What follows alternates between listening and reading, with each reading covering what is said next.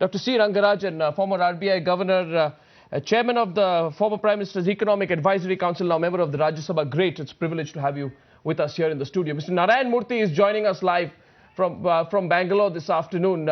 Thank you very much, Mr. Narayan Murthy, for coming in. Mr. Narayan Murthy of Infosys. First question goes to you, sir. Dr. Rangarajan, your verdict on this budget. Well, the budget is very much on expected lines. One had expected that the government expenditures would increase. Right. And we also knew that the finance minister had a very difficult balancing act to perform.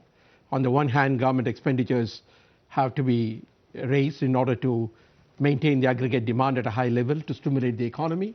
On the other, it was necessary to ensure that the fiscal deficit is kept at a reasonable level. Right. Now, one can really ask the question whether 6.8% fiscal deficit is the reasonable level or not. Yes. And I believe that it is a little above the comfort level. One could have expected somewhere around 6.5% as the possible fiscal deficit.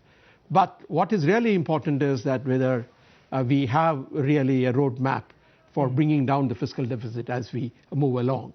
I think the FRBM target of 3% of the GDP as far as the central government is concerned is a very acceptable level of fiscal deficit.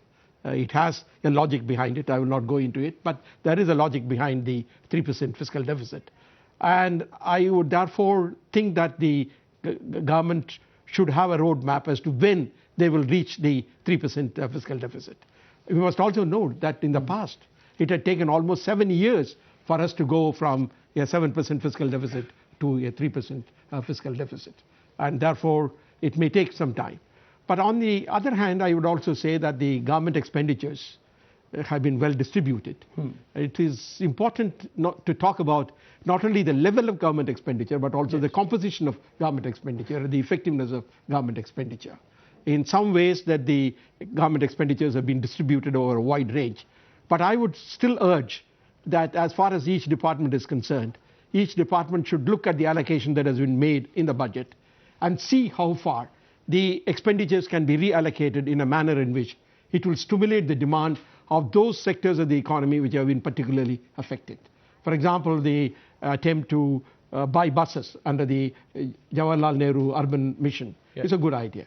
Similarly, under the railway budget, ordering for 18,000 wagons, 18,000 crores of wagons is also a good idea.